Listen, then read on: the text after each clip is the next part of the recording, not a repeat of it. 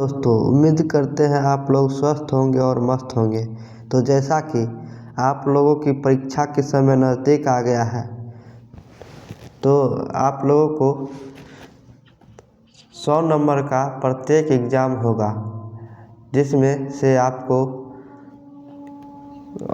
कुछ ऑब्जेक्टिव रहेगा 100 नंबर का वस्तुनिष्ठ प्रश्न, और उसके बाद फिर लघु उत्तरीय प्रश्न और दीर्घ उत्तरीय प्रश्न रहेगा, जिसमें से आपको प्रत्येक में से ऑब्जेक्टिव में प्रत्येक में से 50 क्वेश्चन का उत्तर देना होगा। उसके बाद जो आपको दिया रहेगा खंड अ में वो वस्तुनिष्ठ प्रश्न रहेगा यानी ऑब्जेक्टिव, और खंड ब यानी इसमें लघु उत्तरीय प्रश्न रहेगा और दीर्घ उत्तरीय प्रश्न रहेगा, तो उसमें भी आपको देना होगा उत्तर। तो आइए सबसे पहले हम आपको ऑब्जेक्टिव लेके चलते हैं। इसमें से 100 ऑब्जेक्टिव दिया रहेगा, जिसमें से आपको सिर्फ 50 ऑब्जेक्टिव ही बनाना होगा। तो चलिए देखते हैं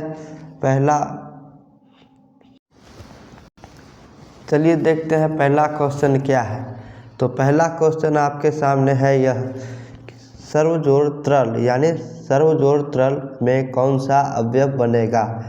तो आपके पास 4 ऑप्शन दिया रहेगा, इसमें से आपको सही उत्तर चूज़ करना होगा, और वो OMR दिया रहेगा, उसमें आपको बॉक्स में नीले या ब्लैक पेन से आपको भरना होगा। याद रहे कि एक क्वेश्चन में दो डब्बा नहीं भरना है, सिर्फ एक क्वेश्चन में एक ही डब्बा भरना होगा, और वो भी पूरा गाढ़े नीले रंग से या ब्लैक काले रंग से भरना होगा।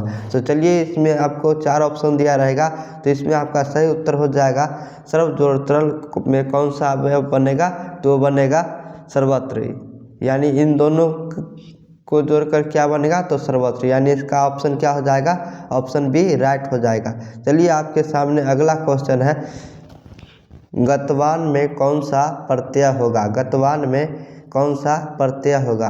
तो इसके आपके सामने 4 ऑप्शन दिया रहेगा, तो इसका राइट आंसर जो हो जाएगा वो हो जाएगा ऑप्शन सी, यानी कत्वतु। क्या हो जाएगा, तो इसका ऑप्शन हो जाएगा सी, कत्वतु। गतवान में कौन सा प्रत्यय होगा, तो कत्वतु हो जाएगा। आप लोग नोट करते रहिएगा, और आपको यह सेम टू सेम मिल जाएगा। क्वेश्चन इधर उधर रहेगा, लेकिन वो आपको क्वेश्चन पूरा का पूरा मिल जाएगा। इसलिए आप अगर नए इस चैनल में आप लोग नए हैं, तो प्लीज़ लाइक और सब्सक्राइब कर दीजिएगा, और आपके जितना भी दोस्त है सभी को शेयर कर दीजिएगा, ताकि हमारा वीडियो आप लोगों तक पहुंच जाए। तो चलिए, आपके सामने तीसरा क्वेश्चन है, हन धातु के लोट लकार मध्यम पुरुष एक वचन का रूप में निम्न में कौन सा है। क्या है क्वेश्चन, एक बार फिर से देख लेते हैं। तो हन धातु के लोट लकार मध्यम पुरुष एक वचन का रूप निम्न में से कौन सा है। तो इसके आपको 4 ऑप्शन सभी में दिया रहेगा। पहला इसमें ऑप्शन है हंति, बी में है हताम, ऑप्शन सी में है जही, और ऑप्शन डी में है हन तनु। तो इसका राइट आंसर हो जाएगा, वो हो जाएगा ऑप्शन सी, यानी जही। हन धातु के लोट लकार में मध्यम पुरुष एक वचन का रूप निम्न में से कौन सा होगा, तो वो हो जाएगा जही। चलिए, आपके पास अगला क्वेश्चन है, किस समास का उत्तर पद प्रधान होता है। किस समास का उत्तर पद प्रधान होता है। तो इसके सामने आपके सामने 4 ऑप्शन दिया हुआ है, कौन कौन सा है। तो ऑप्शन ए में है अव्ययी भाव, ऑप्शन बी में है तत्पुरुष, ऑप्शन सी में है द्वंद्व, और ऑप्शन डी में है बहुब्रीहि। तो आपको इसमें राइट आंसर हो जाएगा, वो हो जाएगा ऑप्शन बी, यानी क्या हो जाएगा, तत्पुरुष। किस समास का उत्तर पद प्रधान होता है, तो हो जाएगा तत्पुरुष। तत्पुरुष का उत्तर पद क्या होता है, तत्पुरुष का उत्तर पद प्रधान होता है। चलिए, आपके सामने अगला क्वेश्चन है, क्वेश्चन नंबर 5 है, किस पद में स्वर संधि है। किस पद में स्वर संधि है।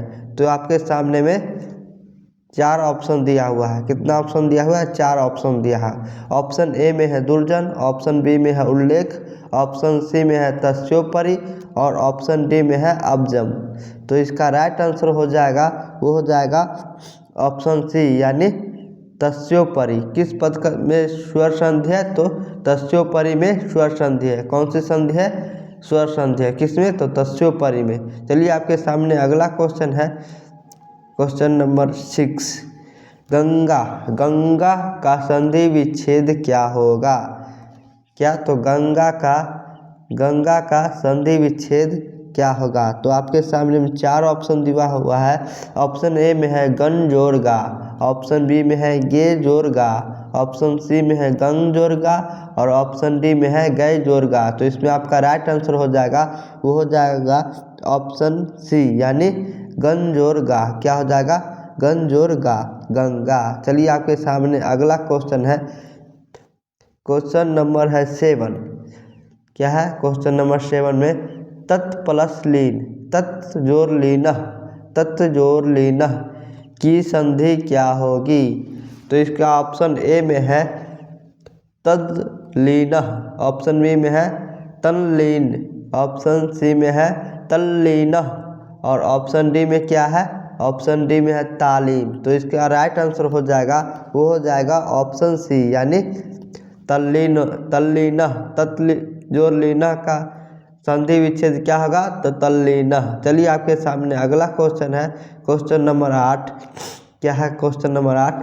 तो आपके सामने 8वां क्वेश्चन है, वार्डम यम, वार्डम यम, वार्डम यम पद में कौन सी संधि है? वार्डम यम पद में कौन सी संधि है? तो आपके सामने में 4 ऑप्शन दिया हुआ है। ऑप्शन ए में है स्वर संधि, ऑप्शन बी में है व्यंजन संधि, ऑप्शन सी में है विसर्ग संधि और ऑप्शन डी में है अयादी संधि। तो आपके सामने राइट आंसर हो जाएगा, वो हो जाएगा ऑप्शन बी, यानी व्यंजन संधि। वांडम यम में कौन सा संधि हो जाएगा? तो यह हो जाएगा व्यंडम संधि। चलिए आपके सामने में 9वां नंबर क्वेश्चन है, सरस तीरे का संधि विच्छेद क्या है? सरस तीरे, सरस तीरे का संधि विच्छेद क्या है? तो आपके सामने में 4 ऑप्शन दिया रहेगा। ऑप्शन ए में है सरह जोड़ तीरे, ऑप्शन बी में है सरस तीरे, ऑप्शन सी में है सर जोड़ तीरे और ऑप्शन डी में है सरो जोड़ तीरे। तो इसमें आपका राइट आंसर हो जाएगा, वो ऑप्शन ए हो जाएगा, सरह जोड़ तीरे, सरस तीरे, सरह जोड़ तीरे, सरस तीरे। चलिए आपके सामने में 10वां नंबर क्वेश्चन क्या कह रहा है, तो एक बार देख लेते हैं। नेच्छामी पद का संधि विच्छेद क्या होगा? नेच्छामी पद का संधि विच्छेद क्या होगा? तो आपके सामने में 4 ऑप्शन दिया हुआ है। ने जोड़ छामी, ऑप्शन बी में है न जोड़ इच्छामी, ऑप्शन सी में है नो जोड़ छामी और ऑप्शन डी में है नई जोड़ छामी। तो आपका राइट आंसर हो जाएगा, वो हो जाएगा ऑप्शन बी, यानी न जोड़ इच्छामी नेच्छामी। क्या हो जाएगा? न जोड़ इच्छामी यानी नेच्छामी। चलिए आपके सामने अगला क्वेश्चन है, अध्यापी, अध्यापी अव्यय में किन किन वर्णों की संधि हुई है? अध्यापी अव्यय में किन किन वर्णों की संधि हुई है? तो चलिए आपके सामने में 4 ऑप्शन दिया हुआ है। तो ऑप्शन ए में है आ जोड़ अ, ऑप्शन बी में है अ जोड़ ई, ऑप्शन सी में है अ जोड़ आ और ऑप्शन डी में है अ जोड़ अ। तो इसमें आपका राइट आंसर हो जाएगा, वो क्या होगा? तो ऑप्शन हो जाएगा 11 नंबर का हो जाएगा ऑप्शन सी, यानी क्या हो जाएगा? अ जोड़ आ, यानी अध्यापी अव्यय में किन वर्णों की संधि हुई है, किन वर्णों के मेल से अध्यापी अव्यय बना है? तो वह बना है अ जोड़ आ से। किससे बना है? तो अ जोड़ आ से बना है। चलिए आपके सामने अगला क्वेश्चन है, इत्याद्य। क्या है? इत्याद्य, इत्यादः का संधि विच्छेद क्या होगा? इत्यादः का संधि विच्छेद क्या होगा? तो चलिए आपके सामने में 4 ऑप्शन दिया हुआ है। इत्य जोड़ आद्य, इत्याद्य, ऑप्शन बी में है इत्य जोड़ द्य, इत्यद्य, ऑप्शन सी में है इति जोड़ आद्य, इत्यादः, ऑप्शन डी में है इत्य जोड़ आद्य। तो इसमें आपका राइट आंसर हो जाएगा, वो हो जाएगा सी, ऑप्शन सी हो जाएगा। क्या हो जाएगा? तो ऑप्शन सी हो जाएगा इति जोर आद्य इत्यादि। चलिए आपके सामने अगला क्वेश्चन है, किस समास का प्रथम पद नकारात्मक होता है? किस समास का प्रथम पद नकारात्मक होता है? तो चलिए आपके सामने में 4 ऑप्शन दिया रहेगा।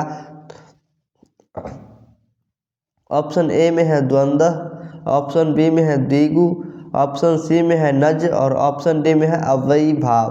तो इसका राइट आंसर हो जाएगा, वो हो जाएगा ऑप्शन सी। क्या हो जाएगा? ऑप्शन सी, यानी नज। नज किस समास का प्रथम पद नकारात्मक होता है? तो यह हो जाता है नज समास का। किस समास का हो जाता है? तो नज समास का। चलिए आपके सामने अगला क्वेश्चन है, क्वेश्चन नंबर 13, सह अवयव के योग में कौन सी विभक्ति होती है? सह अवयव के योग में कौन सी विभक्ति होती है? आपके सामने 4 ऑप्शन है। ऑप्शन ए में है चतुर्थी, ऑप्शन बी में है पंचमी, ऑप्शन सी में होती सप्तमी और ऑप्शन डी में तृतीया। तो इसमें राइट आंसर हो जाएगा, वो हो जाएगा ऑप्शन डी, यानी सह अवयव के योग में कौन सी विभक्ति होती है? तो तृतीया विभक्ति होती है। कौन सी होती है? तो तृतीया विभक्ति होती है। चलिए आपके सामने में अगला क्वेश्चन है, आख्यातोपयोगे सूत्र का उदाहरण निम्न में से कौन सा है? तो आपके सामने 4 ऑप्शन है। छात्र शिक्षात् पठति, वृक्षात् पत्राणि पतन्ति, ऑप्शन सी में है ब्राह्मण प्रजा पर्जायन्ते, ऑप्शन डी में है बालकः सर्पात् बिभेति। तो इसमें आपका राइट आंसर हो जाएगा, वो हो जाएगा ऑप्शन ए, यानी छात्रः शिक्षकात् पठति। क्या है? छात्रः शिक्षकात् पठति।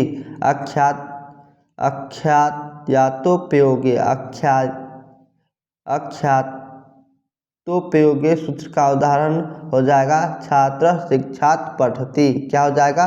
छात्रः शिक्षकात् पठति। चलिए आपके सामने में अगला क्वेश्चन है, क्वेश्चन नंबर 16, उपसर्ग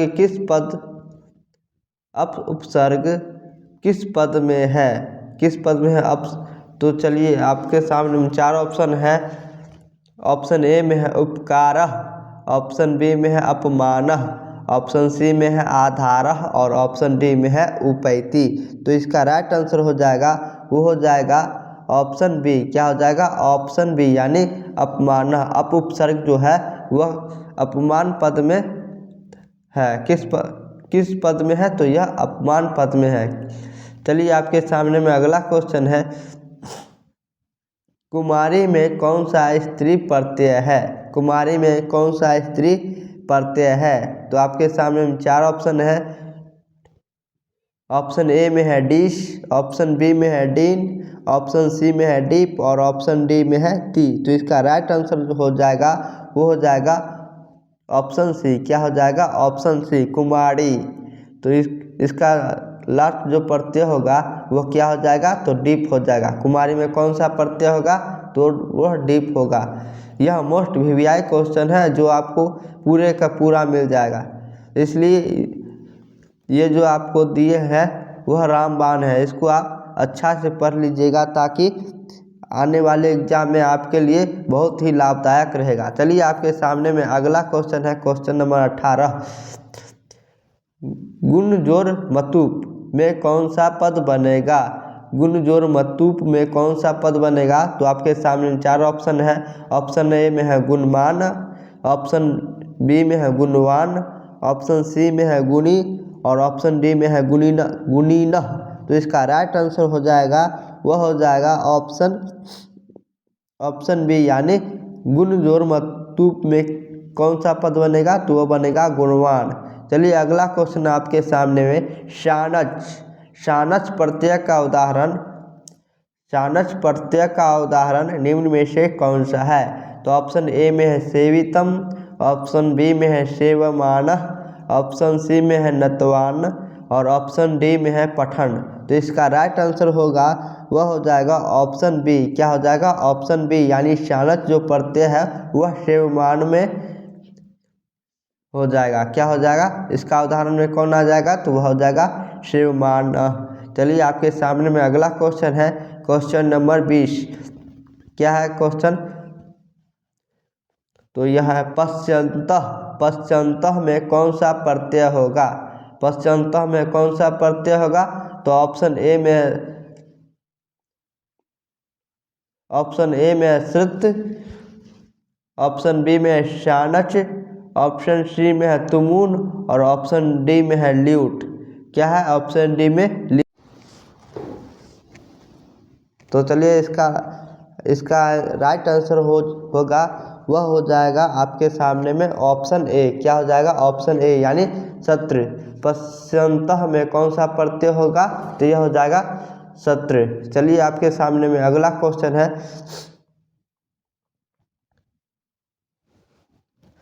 मनुष्य डैश प्राणी अस्ति, रिक्त स्थान को उपयुक्त पदों में भरे।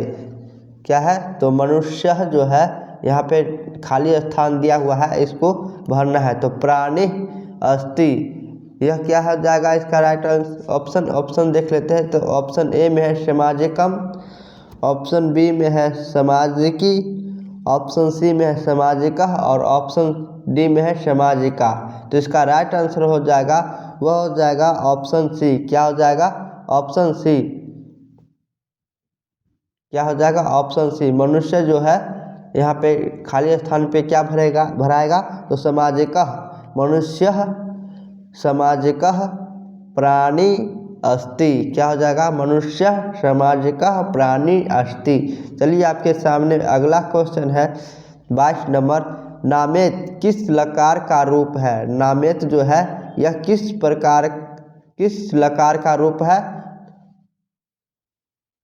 तो ऑप्शन ए में है लट, ऑप्शन बी में है लोट, ऑप्शन सी में है विधिलिंग और ऑप्शन डी में है लिट। तो आपके सामने राइट आंसर होगा, वह हो जाएगा ऑप्शन सी। क्या हो जाएगा? Option C. चलिए आपके सामने अगला क्वेश्चन है, क्वेश्चन नंबर 23, मया पद में कौन सी विभक्ति है? मया पद में कौन सी विभक्ति है? तो इसमें आपका राइट आंसर हो जाएगा, वह हो जाएगा तृतीय विभक्ति। कौन सी विभक्ति हो जाएगा? तो तृतीय विभक्ति हो जाएगा। चलिए आपके सामने अगला क्वेश्चन है, क्वेश्चन नंबर 24। 24 क्वेश्चन नंबर है, पुस्तकालय का संधि विच्छेद करे। पुस्तकालय का संधि विच्छेद करे। तो इसका राइट आंसर हो जाएगा, वह हो जाएगा ऑप्शन बी यानी पुस्तक जोड़ आलय, पुस्तकालय। क्या हो जाएगा? पुस्तक जोड़ आलय, पुस्तकालय। चलिए आपके सामने अगला क्वेश्चन है, क्वेश्चन नंबर 25, किसमें पद अपनी अपनी विभक्तियों को छोड़कर मिलते हैं? किसमें पद अपनी अपनी विभक्तियों को छोड़कर मिलते हैं? तो इसका राइट आंसर हो जाएगा, वह हो जाएगा ऑप्शन बी यानी समास। समास का पद है जो अपनी अपनी विभक्तियों को छोड़कर मिलते हैं। चलिए आपके सामने अगला क्वेश्चन है, क्वेश्चन नंबर 26, वीणा अवयव के योग में कौन सी विभक्ति होती है? वीणा अवयव के योग में कौन सी विभक्ति होती है? तो इसका राइट आंसर हो जाएगा, वह हो जाएगा ऑप्शन ए यानी चतुर्थी विभक्ति होती है। वीणा अवयव के योग में कौन सी विभक्ति होती है? तो चतुर्थी विभक्ति होती है। चलिए अगला क्वेश्चन है, क्वेश्चन नंबर 27, सहयुक्ते प्रधाने सूत्र का उदाहरण वाक्य क्या हो जाएगा? सहयुक्ते प्रधाने सूत्र का उदाहरण क्या होगा? तो आपके सामने तो इसका राइट आंसर हो जाएगा, वह हो जाएगा ऑप्शन ए यानी बालकः मित्रे सह क्रीडति। बालके मित्रे सह क्रीडति। चलिए आपके सामने अगला क्वेश्चन है, क्वेश्चन नंबर 28, समया अवयव के योग में कौन सी विभक्ति होती है? समया अवयव के योग में कौन सी विभक्ति होती है?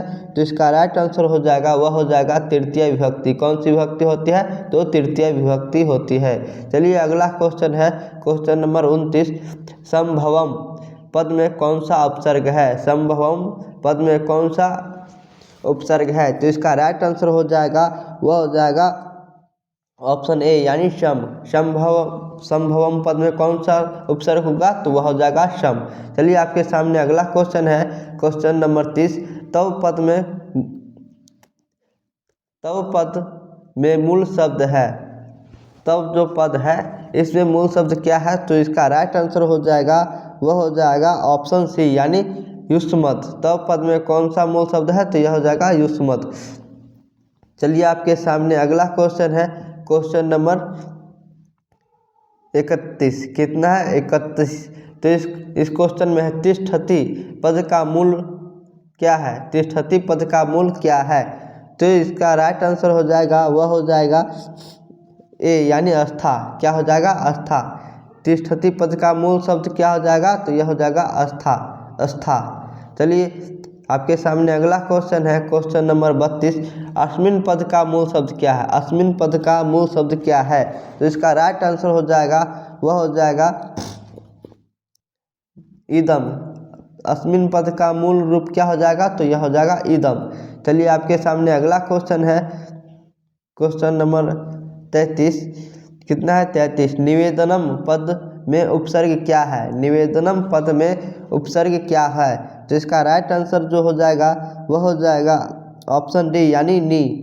नी है, नी हो जाएगा इसका उपसर्ग। चलिए आपके सामने अगला क्वेश्चन है, किस पद में प्र उपसर्ग है, किस पद में प्र उपसर्ग है, तो इसका राइट आंसर जो हो जाएगा, वो हो जाएगा सी ऑप्शन डी, सॉरी इसका आंसर क्या हो जाएगा, ऑप्शन डी यानी प्रणमति। प्रणमति में जो है प्र उपसर्ग होगा। चलिए आपके सामने अगला क्वेश्चन है, किस वाक्य में सप्तम्याधिकरणे च सूत्र में सप्तमी विभक्ति हुई है, तो इसका राइट आंसर जो हो जाएगा, वह हो जाएगा ए यानी, इसका ऑप्शन हो जाएगा ए यानी कविना कालिदास श्रेष्ठा। क्या हो जाएगा, कविना कालिदास सह श्रेष्ठा। सप्तम्याधिकरणे च सूत्र के सप्तमी विभक्ति क्या हो जाएगा, कविना कालिदास श्रेष्ठा। चलिए आपके सामने अगला क्वेश्चन है, क्वेश्चन नंबर 36। नमः अवयव के योग में किस विभक्ति का प्रयोग हुआ है, नमः जो अवयव है इसमें किस विभक्ति का प्रयोग हुआ है, तो इसका राइट आंसर जो हो जाएगा, वह हो जाएगा ऑप्शन सी यानी नमः जो अवयव है इसमें चतुर्थी विभक्ति का प्रयोग हुआ। किस विभक्ति का प्रयोग हुआ है, तो चतुर्थी विभक्ति का प्रयोग हुआ है। चलिए आपके सामने अगला क्वेश्चन है, क्वेश्चन नंबर 37। आचार्य आसनम अध्यास्ते वाक्य किस सूत्र का उदाहरण है, तो इसका राइट आंसर जो हो जाएगा, वह हो जाएगा ऑप्शन नंबर सी अधिशीड स्थासाणं कर्म। अधिशीघ्र स्थासाणं कर्म। आपके सामने अगला क्वेश्चन है, क्वेश्चन नंबर 38। संप्रदान कारक में कौन सी विभक्ति होती है, संप्रदान कारक में कौन सी विभक्ति होती है, तो आपके सामने 4 ऑप्शन दिया हुआ है। ऑप्शन ए में है पंचमी, ऑप्शन बी में है तृतीया, ऑप्शन सी में है चतुर्थी और ऑप्शन डी में है द्वितीय। तो इसका राइट आंसर हो जाएगा, वह हो जाएगा ऑप्शन सी यानी चतुर्थी। संप्रदान कारक में कौन सी विभक्ति होती है, तो चतुर्थी विभक्ति होती है। आपके सामने अगला क्वेश्चन है, क्वेश्चन नंबर 39।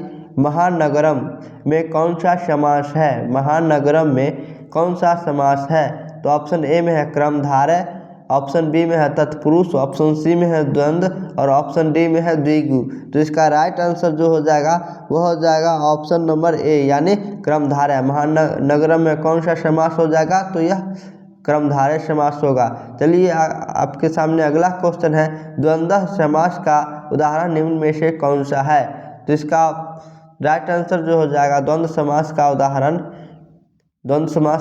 निम्न में से कौन सा है, तो इसका राइट आंसर जो हो जाएगा, वह हो जाएगा ऑप्शन ए यानी राधा कृष्णो। राधा कृष्णो कौन सा है, यह द्वंद्व समास है। चलिए आपके सामने अगला क्वेश्चन है, क्वेश्चन नंबर 41। किस समास में अन्य पद की प्रधानता रहती है, किस समास में अन्य पद की प्रधानता होती है, किस पद की, तो अन्य पद की प्रधानता होती है। तो इसका राइट आंसर हो जाएगा, वह हो जाएगा ऑप्शन डी यानी बहुव्रीहि समास में अन्य पद की प्रधानता होती है। चलिए आपके सामने अगला क्वेश्चन है, क्वेश्चन 42, उपजोड़ गम प्लस ल्यूप से कौन सा अवयव बनेगा? उपजोड़ गम प्लस ल्यूप से कौन सा अवयव बनेगा? उपजोड़ गम प्लस ल्यूप से कौन सा अवयव बनेगा? तो इसका राइट आंसर हो जाएगा, वह हो जाएगा उपगम्य। क्या बनेगा? तो यह उपगम्य बनेगा। चलिए आपके सामने अगला क्वेश्चन है,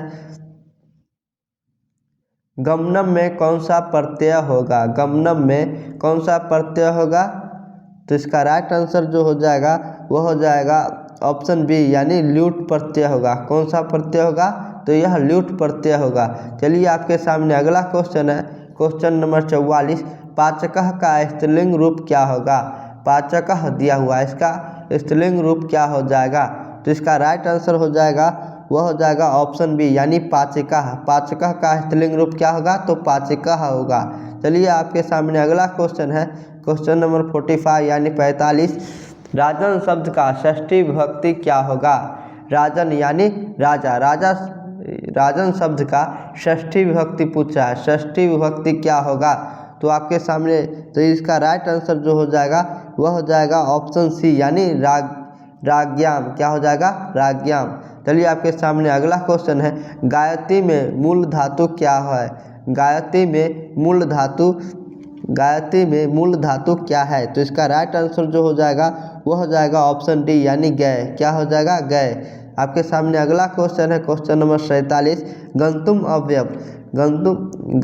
अवयव में कौन सा प्रत्यय है? गंतुम अवयव में कौन सा प्रत्यय है? तो इसका राइट आंसर हो जाएगा, वह हो जाएगा ऑप्शन बी, यानी तुमुन। गंतुम में क्या हो जाएगा प्रत्यय? तो यह हो जाएगा तुमुन। आपके सामने अगला क्वेश्चन है, पांडव में कौन सा तद्धित प्रत्यय है? पांडव में कौन सा तद्धित प्रत्यय है? तो इसका राइट आंसर जो हो जाएगा वह हो जाएगा ऑप्शन ए, यानी अन हो जाएगा। पांडव में कौन सा हो जाएगा? तो अन हो जाएगा। आपके सामने अगला क्वेश्चन है, दातव्यम में कौन सा प्रत्यय है? दातव्यम में कौन सा प्रत्यय है? दातव्यम में कौन सा प्रत्यय है? तो इसका राइट आंसर जो हो जाएगा वह हो जाएगा ऑप्शन ए, यानी तव्यत। दातव्यम में कौन सा प्रत्यय हो जाएगा? तो यह हो जाएगा तव्यत। चलिए आपके सामने लास्ट